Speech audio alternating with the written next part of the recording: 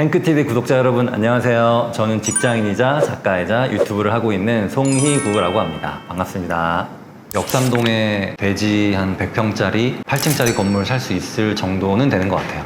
직장을 다닌다는 것은 저의 본진을 지킨다는 저만의 동력이기 때문에 회사를 그만둘 때는 몸이 아프거나 아니면 회사에서 저를 나가게 한다거나 그러지 않는 이상은 계속 다닐 것 같습니다.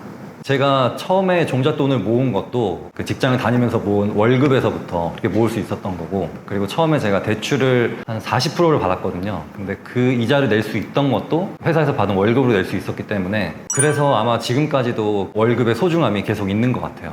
그리고 제가 만약에 지금 회사를 그만둔다면 뭔가 이렇게 투자로만 살아가기에는 너무 시간이 많이 남을 것 같다는 생각이 듭니다. 제가 투자를 처음 하게 된 이유는 저희 아버지 친구분이 고양시 땅에 그때 당시 한 60억 정도의 토지 보상을 받으셨는데, 지금 정도라면 한 200억 정도 되거든요. 근데 그걸 받는 모습을 보고 좀 그냥 놀라기만 했는데, 더 놀랬던 거는 저희 집이랑 친했는데 보상 이후부터는 저희 집이랑 만날 일이 없어졌습니다. 그분은 매일같이 골프를 치러 가시고 매일같이 해외를 나가시고, 그러다 보니까 완전 삶이 달라진 거죠. 진짜 부동산이 답인가? 부동산이 답이구나, 이렇게 의문점에서 확신으로 굳어갔습니다. 그래서 부동산 투자를 처음 시작하게 됐어요. 저는 당시 부동산이 뭔지도 몰랐고, 뭐 아파트, 상가, 무슨 이런 것도 잘 몰랐기 때문에 그 아저씨가 토지 보상을 받은 것만 보고 저는 일단 토지로 시작을 하게 되었습니다. 부동산 공부를 처음 시작하게 됐을 때는 되게 막연했어요. 뭘부터 해야 될까? 근데 저희 아버지 친구가 가지고 계셨던 게 농지였거든요. 나도 저 농지를 가지고 있다가 보상을 받으면 되겠다 싶어가지고 농지만 보러 다녔습니다. 첫 투자는 지금 한 800% 정도 났습니다. 아파트에서 800% 나기는 사실 어렵거든요. 근데 토지는 그게 얼마든지 가능해요. 왜냐면은 토지는 평질 개발도 있고, 내가 거기에다 뭘 지을 수도 있고, 아니면은 어떤 용도 변경을 할 수도 있고, 내가 뭐 개발할 수 있는 여지가 많기 때문에 단순히 아파트가 시세를 오르는 것보다는 토지에서 내가 어떻게 해나가느냐, 이거에 따라서 굉장히 큰 수익률을 누릴 수가 있습니다. 시청에 있는 자료 같은 것들이 있어요. 보상받은 뭐 내역이라든지 개발 계획이라든지 그런 것들을 다 다운받아서 쭉 다 읽어봤던 것 같습니다. 그래서 알게 된 게, 실제 개발이 되는 것들은 20%만 되고 80%는 취소되거나 연기가 되더라고요. 무엇이 진짜 개발될 호재인지 그것만 찾으러 다녔던 것 같아요. 현장에 가면은 막 깃발들이 꽂혀 있거든요. 깃발들이 꽂혀 있다는 것은 보상 진행 중, 아니면은 뭐 협상 중, 아니면은 여기는 뭔가 개발할 그게 있다는 표시이기 때문에 깃발들도 유심히 찾아보기도 했고, 그리고 또 거기 현지를 잘 아시는 분들은 원주민 공인중개사 분들이세요. 그래서 그분들 통해서도 정보를 많이 접했었습니다. 그래서 요즘도 여기가 좀 아리까리하다 싶으면 임장을 가거든요. 과거에는 5시에 일어나서 6시에 거기 현장에 도착해서 밤 한 10시쯤에 이렇게 돌아오는 패턴을 반복했는데, 차를 타고 가지 않고 주로 대중교통을 이용했고, 대중교통을 이용하다 보면은 여기가 왜 대중교통이 들어와 있고 내가 보지 못한 것들을 걸으면서 또 볼 수 있거든요. 그런 것들이 많이 도움이 됐던 것 같습니다. 저만의 기준인데, 이왕이면은 경기도 내에서만 하자였습니다. 만약에 여러분들이 수도권에 살고 계시다면은 굳이 지방까지 가서 하실 필요는 없다고 봐요. 충분히 수도권에서도 할 곳이 많고, 지방으로 임장 가는데 기차 타거나 버스 타면서 그런 시간 낭비, 차비 낭비 이런 것보다는 그냥 가깝게 경기도에서만 충분히 둘러봐도 좋은 매물을 구할 수 있고, 그리고 지금 미래를 너무 예측하기보다는 현재 이 가격이 맞는가를 주요하게 봐야 됩니다. 지금 최근에 많이 떨어졌잖아요. 그래서 저는 오히려 더 좋다고 보는 게, 제가 개인적으로 보고 있는 적정 가격은 2019년하고 2020년도 그 가격이거든요. 2018년도만 되더라도 충분히 집을 살 수 있는 금액대였어요. 그런데 2019년부터 부담스러운 가격이 됐습니다. 그리고 2021년부터는 거품이 많이 깼다고 생각이 됐고, 지금은 어느 정도 다시 자리를 잡아가고 있는 상황인데, 상급지일수록 2020년도 가격이 잘 안 와요. 2021년도 가격 정도만 가고, 그리고 중급지일수록 2020년도 가격이 오면은 거래가 되고, 약간 더 미치면은 2019년도 가격이 오면은 거래가 되고 있습니다. 지금 사람들이 거래를 한다는 것은 그건 시장의 흐름이라고 보거든요. 너무 통계 자료나 어떤 수치를 믿다가는 내가 좋은 타이밍을 놓칠 수가 있어요. 그래서 현장이 어떻게 움직이는가, 그리고 지금 내가 보고 있는 시세가 얼마큼 떨어졌고 몇 년도의 그 가격에 지금 가까워지고 있는가, 그거를 좀 주요하게 보셔야 됩니다. 그리고 비슷한 입지에 비슷한 조건이라면은 누가 더 많이 깎아줄 수 있는가, 이 토지라는 것은 황금성이 아파트보다는 상대적으로 많이 떨어지기 때문에 매수자가 나타났을 때 팔려고 하시는 분들이 많거든요. 그래서 이번 기회에 안 팔면 못 판다 라고 생각하시는 분들이 있어요. 그래서 그런 분들의 어떤 그런 심리를 이용해서 사는 경우도 있고, 토지 같은 경우는 경매로 사는 경우도 되게 굉장히 싸게 살 수 있는 좋은 방법 중에 하나입니다. 뭐 아파트 지방 갭 투자 같은 경우는 사실 몇백만 원, 몇천만 원만 있어도 할 수 있는데, 토지도 마찬가지예요. 우리가 토지라고 하면은 막 몇십억 있어야 될 것 같지만 사실은 뭐 몇천만 원부터 뭐 적게는 몇백만 원 정도만 있어도 충분히 할 수 있거든요.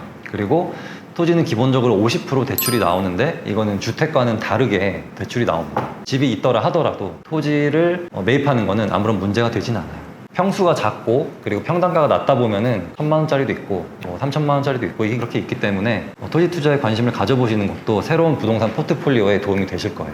부동산은 변화가 커야 수익률이 크거든요. 아파트나 상가나 건물은 이미 완성형이기 때문에 거기서 어떻게 변하기가 쉽지 않아요. 재개발, 재건축이 아닌 이상. 그런데 토지는 원재료고 거기다 뭘 얹고 다른 쪽으로 개발을 해나가고 이런 변화가 무궁무진하기 때문에 이게 어려울 수 있지만, 그리고 오래 걸릴 수도 있지만 그만큼 시세 차익이 더 크시다고 보면 됩니다. 하락을 할 거다라고 주장하시는 분들도 있는데, 첫 번째 이유가 그 역전세거든요. 근데 역전세는 오긴 올 겁니다.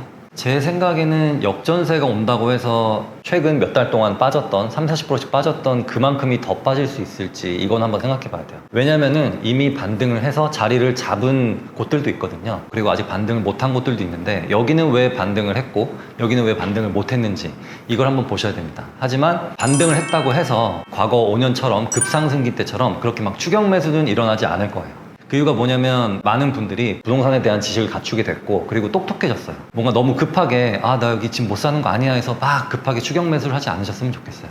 그래서 올해나 내년 정도는 아마 올해 같은 분위기가 계속 이렇게 이어지지 않을까, 그렇게 예상하고 있습니다. 저는 항상 투자를 할 때 이 아파트나 이 토지나 이 건물이 10년 뒤에 얼마가 될까, 항상 이걸 보거든요. 근데 그 10년 뒤에 시세가 생각보다 빨리 오면 빨리 정리를 하는 편이고, 안 왔다면 그냥 계속 보유를 하고 있습니다. 원래 자산이라는 것은 이렇게 어느 정도 파도를 그리면서 올라가기 때문에, 근데 투자를 할 때 공부함에 있어서 일단 워낙 유튜브가 워낙 잘 돼 있고 그리고 책도 많아서 그냥 시중에 돌아다니는 거 잘 봤으면 좋겠다고 하는데, 단 한 가지 주의해야 될 것은 하락론을 조심하라는 겁니다. 요즘도 열심히 활동하고 계시는 하락론자분들이 계신데, 그분들은 사실 제가 부동산 처음 시작했을 때 2010년 이때도 같은 얘기를 하셨거든요. 근데 이런 하락론은 사실은 아무것도 못하게 만드는, 불안을 파는, 공포를 장사하는 거기 때문에 거기에 너무 현혹되지 마셨으면 좋겠습니다.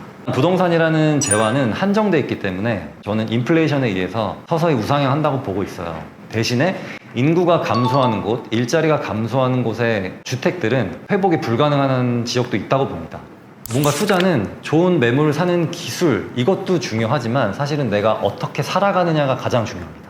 어떤 습관을 반복하느냐, 내가 그 어떤 습관으로서 만들어진 어떤 나를 만들어가느냐가 가장 중요한데, 그게 왜 그러냐면 시장의 변화가 왔을 때 내가 쉽게 흔들리지 않아야 되고, 그리고 좋은 제안 이런 게 들어왔을 때도 이게 진짜 좋은 제안인지 아니면 나쁜 제안인지도 한번 알아봐야 되고, 내가 계속 임장을 다니고 공부를 할 수 있는 어떤 동력이 될 수 있는 건 그것도 되게 올바르게 다져진 습관이기 때문에 그런 습관의 반복이 가장 중요하다고 봅니다. 제목은 나의 돈 많은 고등학교 친구라고, 굉장히 직설적이고 누구나 돈 많은 고등학교 친구는 있잖아요. 그 부자 아빠 가난 아빠 책을 읽었을 때 아무래도 미국 책이다 보니까 그런 괴리감을 느껴가지고 우리나라에도 우리나라에 맞는 그런 책이 있었으면 좋겠다 싶어서 쓰기 시작했는데, 지금 제가 다니고 있는 회사가 역피라미드 구조예요. 50대가 가장 많고 그 다음 40대, 30대, 20대는 진짜 한 100명 중에 1명입니다. 20대는 거의 없어요. 50대가 가장 많다 보니까 그 분들은 항상 퇴직에 대한 압박감이 있습니다. 나가면 뭘 해먹고 살지? 뭐 하지? 그런 말들을 제가 너무 많이 듣다 보니까, 저도 신입사원 때는 그걸 몰랐지만 40대가 되고 나서 이게 나의 미래가 될 수도 있겠구나, 감정이입이 돼서 그 사람의 입장에서 한번 쓰기 시작하게 된 겁니다. 현실감이 있었으면 좋겠고, 무조건 투자뿐만 아니라 사업을 하려는 분들도 많아서 사업에 대한 얘기도 담았고, 어떻게 살아가는 게 맞는지 그런 것들에 대해서 갈등하시는 분들이 있어서 약간 동기부여가 될 수 있는 자기계발서 측면으로도 볼 수 있게 구성을 했습니다.